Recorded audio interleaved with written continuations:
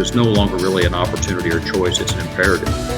To telling the story, how do we make sure that we're taking full advantage of any and all assets that are on the grid and at customer premises. Welcome to the ei360 podcast. My name is Sandy Coughlin, and I'm here with David Swink, CEO of an exchange. And David, we've had a lot of travels. We finally land back here in McKinney, and we land in this really awesome new podcast room that our team worked so hard on, and we're so grateful for it. What do you think? I think it's outstanding. I got to compliment yourself, Genevieve, and Alan, our team here, for doing just a fabulous job. I look forward to other people coming here and being able to participate in our podcast and be in this room. But thank you. You all did a wonderful job. Yeah, it really is awesome, man. Great job, team. Okay, so November, we were talking about data, and last week, I know you were able to watch my interview with Jamie, and it was outstanding. Mm-hmm. And Jamie kind of helped introduce the world of data from a data scientist point of view. But David, you're going to expand on that a little bit too, and we'll talk and unpack a lot about that this month. So I'm going to turn that over to you. Well, great. Well, Jamie did do a great job, and we got a great team. I think one of the things that's exciting about NX is that really every day we get the opportunity to come and work together as a team and really be thinking about how do we create the new digital solutions for many of the clients that we're working with. Vince Lombardi once made the comment that the joy is in creating, not in maintaining. And I think in a world of digitization, one of the things that we're hoping this podcast does, if at minimum, is cause people to think differently. We're in a very transformative time, not just in the energy space, but really in a convergent space where things are really converging. So we're excited about talking about all things data, about digital. Got to compliment you, Sandy, on the little video that comes on before this about having the data node dancing. Kind of reminds me of the little M&M characters that dance. But it's a great analogy and a great depiction of what is so important today. Is that we've been so focused, for years on getting data.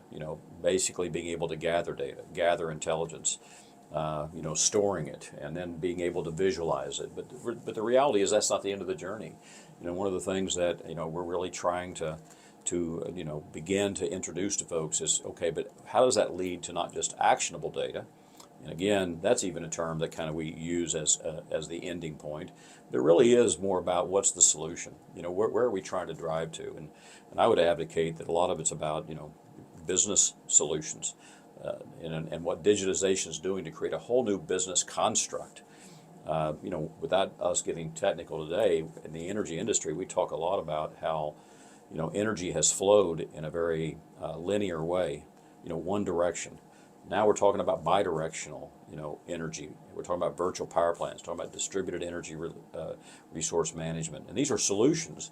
They're very complex solutions. And it really is about how not only can we get the data to dance, but how do we get it to dance together? How do we orchestrate that data? And matter of fact, I'd love for you to kind of create that orchestration of data nodes, kind of singing in a choir. That's kind of going through my mind right now.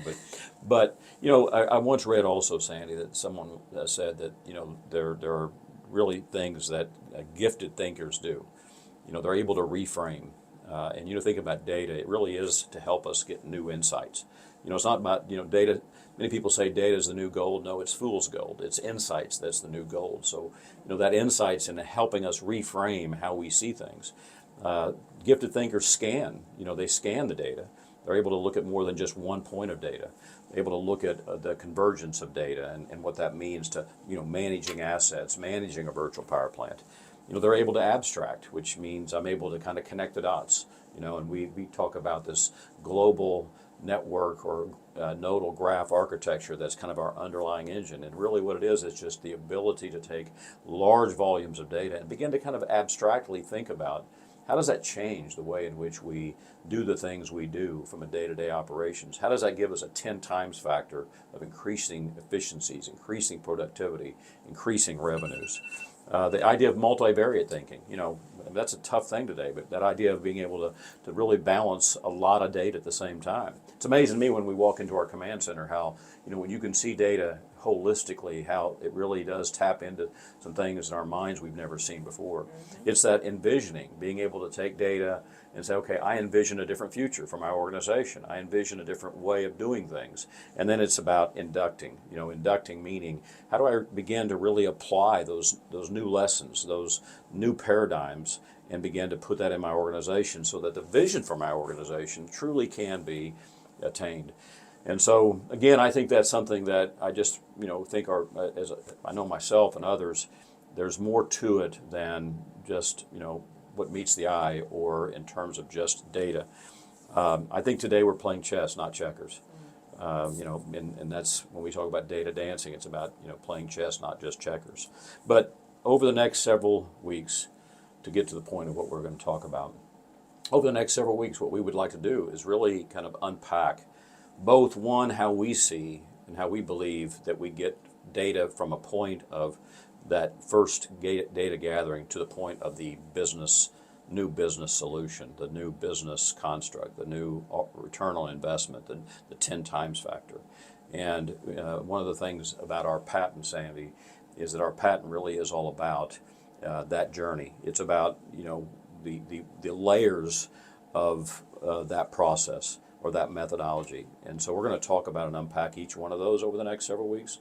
One, what we call the component layer, which means, when you have all this intelligence that's being gathered from all these different devices and all these different assets, do you have the ability to bring that all together in one system? We call it a system of systems. Can you do that in a way in which it's agnostic? Can you do that in a way in which that's all interoperable? Because at the end of the day, that gets back to this idea that it really isn't about just an asset or just a system. It's about data and having that data be orchestrated. We're going to talk about the communication layer, the communication layer in being, and how do we get the data from an asset all the way into maybe a cloud architecture and all the way to the various stakeholders that are in the marketplace. Virtual power plants are a perfect example of how we're going to be required to create a communication construct where people from all aspects can see data and basically Uberize the data. The information layer. What information do the people in the organization need? We have a platform that addresses that at the most granular level. The next layer being the functional layer, which is really starting to get into the artificial intelligence and the machine learning and the algorithms, all being done in one system, all having the ability to actually use one system to simulate, control, and basically manage the assets in an optimized way, in ways that people never have even thought of before. And then, of course, the kind of holy grail is the business layer. If we do those things right, if we address the components and make them agnostic and interoperable, if we create that communication architecture, if we understand who needs the information, at the right time for the right people for the right decision, if we know what functions need to happen, if this then that, boy oh boy, can we begin to turn data into magic, and that little node will be not just dancing, but will be winning the title for being the best dancer. Exactly right. Dancing with the data nodes. Yes, that's right. The last thing I would just say, Sandy, a great quote, success doesn't happen. It is organized, preempted, captured, and it's concentrated based on good common sense and facts. And I hope over the next several weeks that's what we help our audience understand we're trying to do. Absolutely. Well, I'm excited to unpack all of that, the 5 layers, and I'm also very excited to invite guests here to this awesome podcast room. And so we will definitely pick that up next week, and we will see you next time.